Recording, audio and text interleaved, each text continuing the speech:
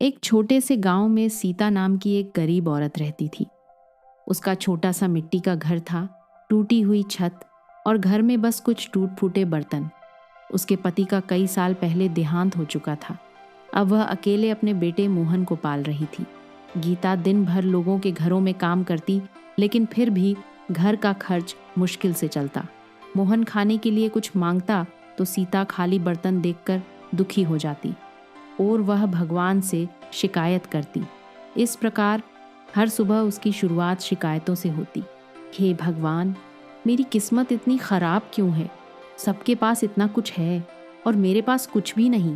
क्या मेरी जिंदगी बस दुख झेलने के लिए ही बनी है?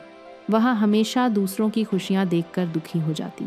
गांव में ही उसकी पड़ोसन कमला रहती थी। कमला भी बहुत अमीर नहीं थी, लेकिन उसके चेहरे पर हमेशा मुस्कान रहती। एक दिन सीता ने झुंझलाकर पूछा, कमला, तेरे पास भी ज्यादा कुछ नहीं है, फिर भी तू हर वक्त खुश कैसे रहती है? कमला मुस्कुराई और बोली, क्योंकि मैं हर छोटी चीज के लिए भगवान को धन्यवाद देती हूँ। सीता हंस पड़ी। धन्यवाद? टूटी छत के लिए, खाली बर्तन के लिए, गरीबी के लिए? कमला शांत आवाज में बोली, नहीं, उस छत के लिए जो बारिश में थोड़ा बहुत बचा लेती है, उन बर्तनों के लिए जिनमें खाना बनता है, और उस जिंदगी के लिए जो अभी भी चल रही है। सीता को उसकी बातें बिल्कुल समझ नहीं आई। कुछ दिनों बाद गांव में एक तूफान आया। तेज बारिश और आंधी से सीता डर के मारे अपने बेटे को सीने से लगाकर बैठी रही। सुबह जब उसने बाहर देखा तो उसका घर आधा बचा हुआ था, लेकिन सामने वाले 2 घर पूरी तरह टूट चुके थे। पहली बार उसके मन में एक अलग विचार आया। उसने धीरे से आसमान की तरफ देखा और बोली, भगवान, कम से कम मेरा घर पूरी तरह नहीं टूटा। धन्यवाद। यह शायद उसकी जिंदगी का पहला धन्यवाद था। अगले दिन सीता काम पर जा रही थी। रास्ते में उसे एक सूखी रोटी मिली जो किसी ने फेंक दी थी। पहले वह हमेशा दुखी हो जाती, लेकिन इस बार उसने सोचा, कम से कम आज मेरे बेटे को भूखा नहीं सोना पड़ेगा। धन्यवाद भगवान। धीरे धीरे उसने हर छोटी चीज में अच्छाई देखना शुरू कर दिया। अगर बारिश होती तो कहती, धन्यवाद, खेतों को पानी मिला। अगर काम ज्यादा मिलता तो धन्यवाद, आज ज्यादा कमाई होगी।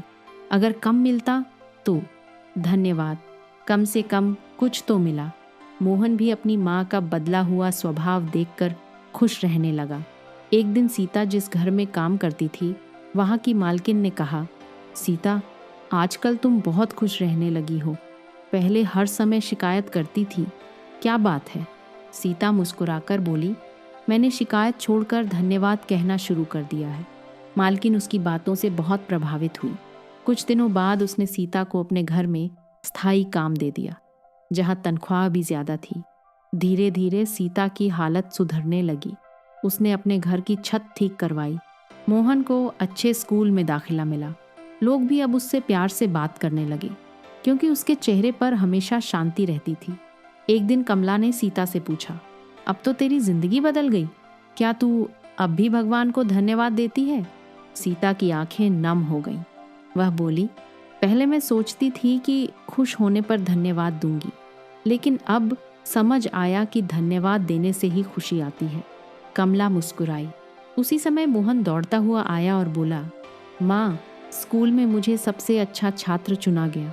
सीता ने बेटे को गले लगाया और आसमान की तरफ देखकर बोली, धन्यवाद भगवान, हर उस चीज़ के लिए जो आपने मुझे दी, और उन मुश्किलों के लिए भी जिन्होंने मुझे बदल दिया। कहानी से सीख, जो इंसान हर छोटी चीज़ के लिए धन्यवाद देना सीख जाता है, उसकी ज़िंदगी धीरे धीरे बदलने लगती है। शिकायतें दुख बढ़ाती हैं, लेकिन कृतज्ञता खुशियाँ खींच कर लाती है।